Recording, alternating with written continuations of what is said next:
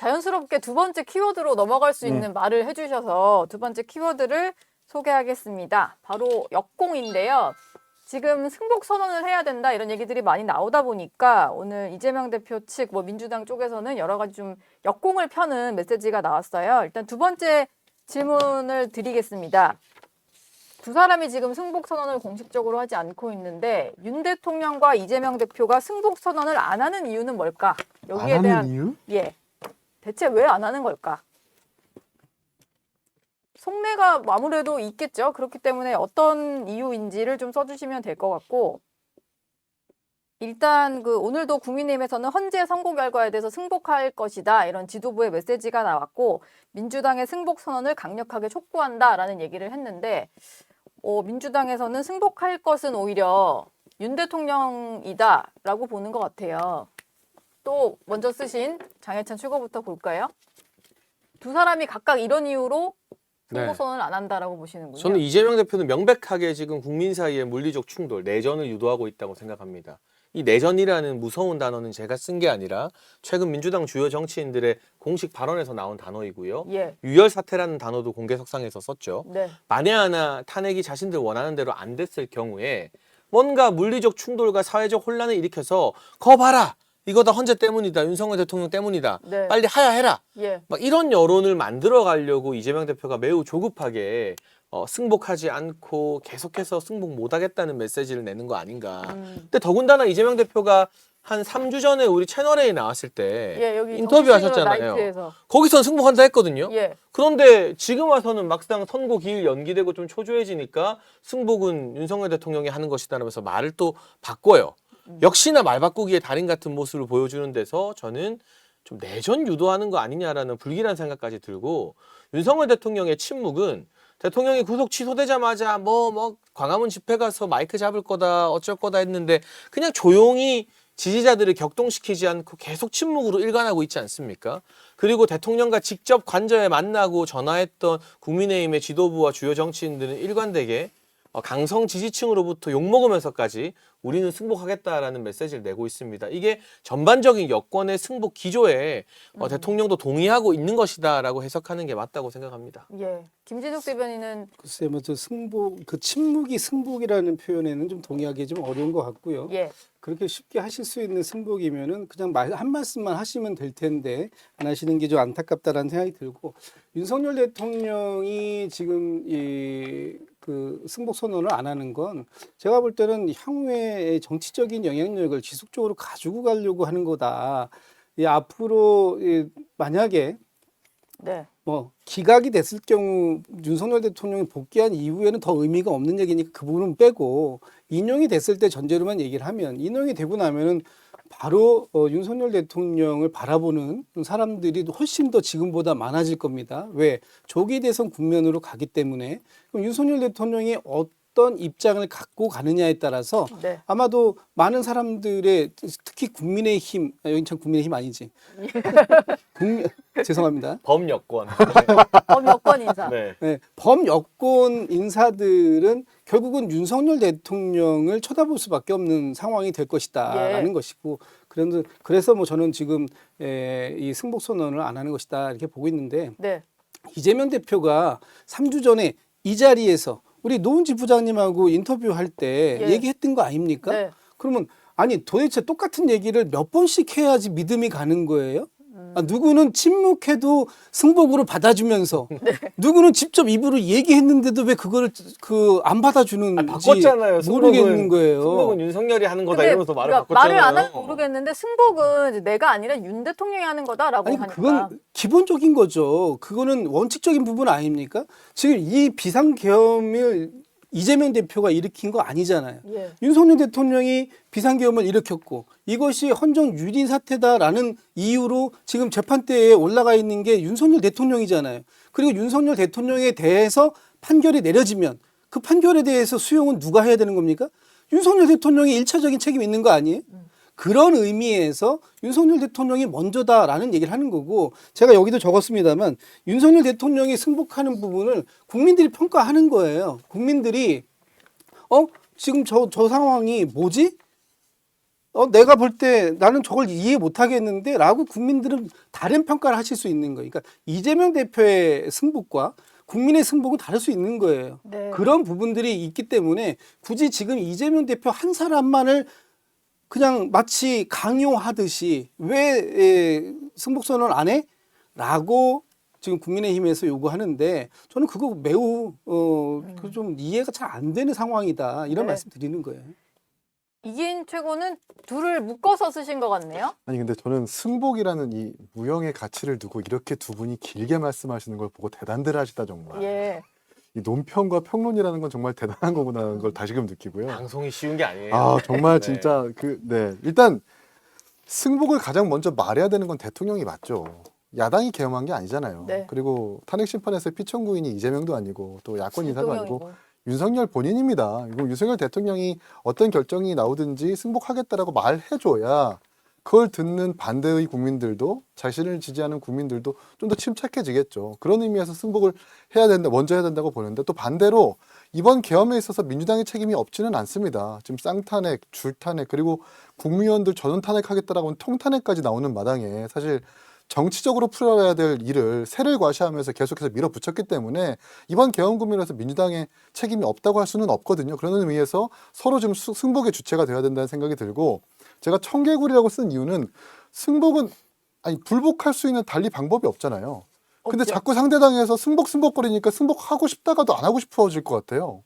마치 공부하려고 책상 앉아있는 학생한테 공부해라라고 얘기하면 화나는 것처럼 자꾸 상대당에서 난 승복하려고 하는데 자꾸 뭔가 승복을 안 하는 사람처럼 매도하고 치부해버리니까 오히려 승복을 안 하게 되는 정치권 분위기가 조성된 것은 아닌지 한번 되돌아봤으면 좋겠습니다. 근데 이게 좀 심리적으로는 불복을 할 수 있잖아요. 물리적으로는 단심제인 헌재의 어떤 결과를 받아들이지 않을 도리는 없는데 뭐 마음적으로는 불복을 하고 아까 장해찬 최고가 얘기하는 것처럼 지지자들을 조금 추동시키는 발언을 계속하는 것은 결과적으로 그건 불복이 아닌가라는 생각이 좀 들어서 그거를 혹시 그 두 사람이 다 노리고 있는 거 아닌가 이런 지금 생각이 정치권의 들거든요. 모습을 봤을 때 탄핵이든 기각이든 인용이든 다음에 어떤 결과가 나올 건지 뻔히 알 거 아닙니까? 만약에 기각이 나면 민주당에서는 재탄핵 들어갈 겁니다. 예. 그건 뻔할 거고 만약에 기각이 되면 들어갈 거고 예.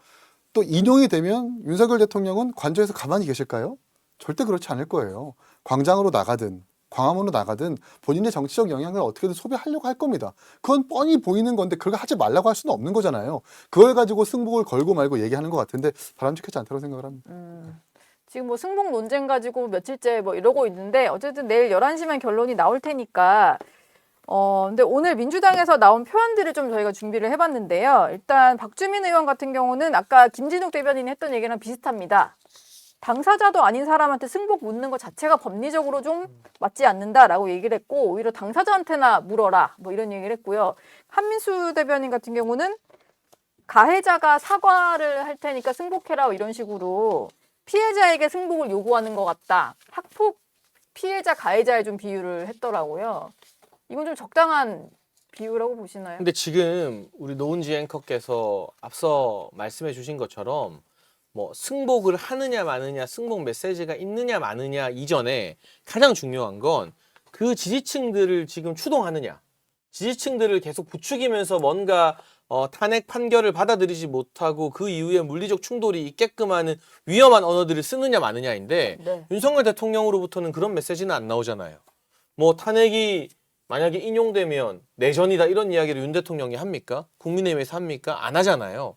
그런데 이 탄핵 심판의 대상이 윤 대통령인 건 맞지만 민주당의 주요 정치인과 이재명 대표는 탄핵이 기각되면 내전이라고 하잖아요.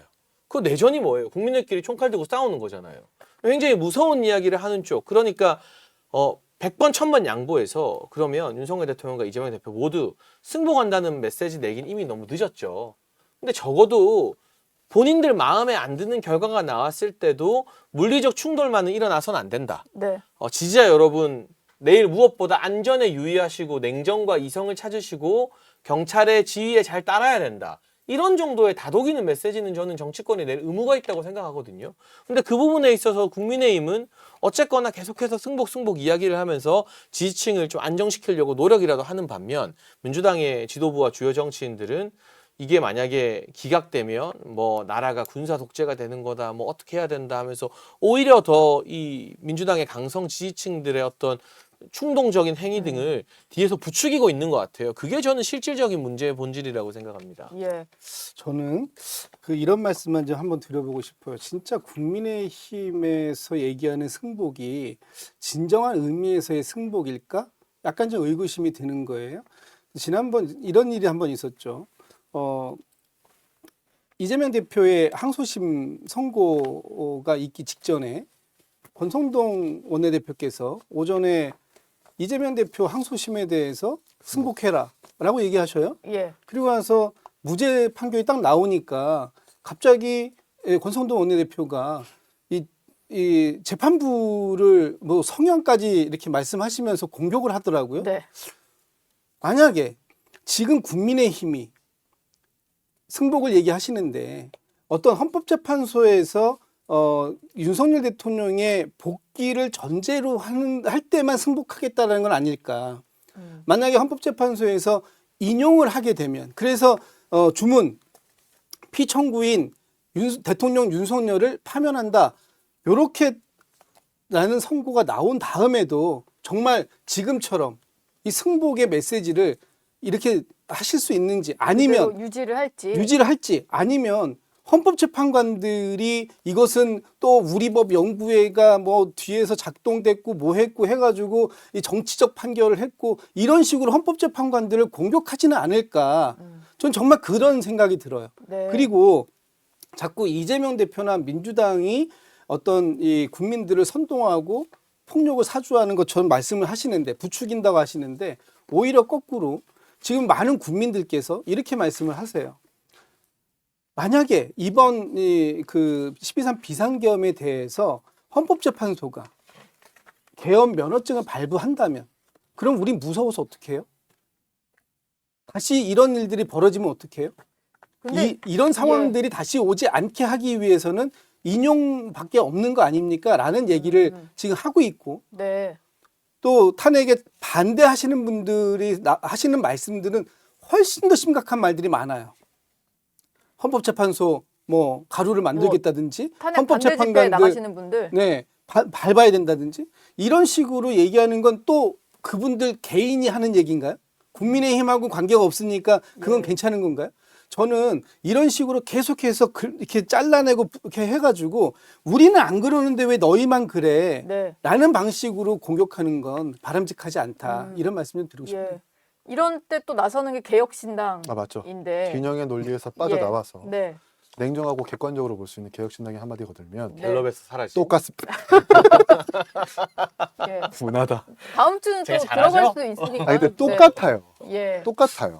국민의힘은 뭐 서모 의원은 헌재 부숴라 얘기하고 있고 심지어 국민의힘 공식 홍보국에서는 헌법재판관들의 얼굴과 이름까지 박아가지고 사실상 조리돌림 한 거잖아요. 예. 아, 그런 일이 있었어요? 예. 있어요. 뭐 우리법 만들어서. 연구에다 국민의힘이 아니라서 과익판사다라고 하는. 몰라. 저와는 무관한 네. 일입니다. 자, 국민의힘도 사실 승복이라기보다는 불복의 사인을 계속해서 주고 있는 거고 민주당 같은 경우에도 박지원 의원은 뭐라고 했어요? 헌법재판소 기각당했을 때 제2의 이완용이다. 예. 기각되는 재판관은 자자손손 그 재판관은 한국에서 못 살 것이다라고 중진 의원이 박지원 의원이 입 밖으로 꺼냈단 말이에요. 그러면 예. 국민들이 봤을 때 정치에 관여되어 있지 않은 잠깐 뉴스를 보는 국민들이 봤을 때 뭐라고 생각하겠어요? 이거 놀고들 있네. 네. 이럴 거예요. 예. 어떻게 서로 승복 얘기하면서 서로 불복하고 있냐. 이렇게 지적할 수 있는 거거든요. 네. 정신 차리시라 말씀드리고 싶습니다. 정신 차리시라. 어쨌든 내일이면은 결론이 좀 나올 상황이고요. 네.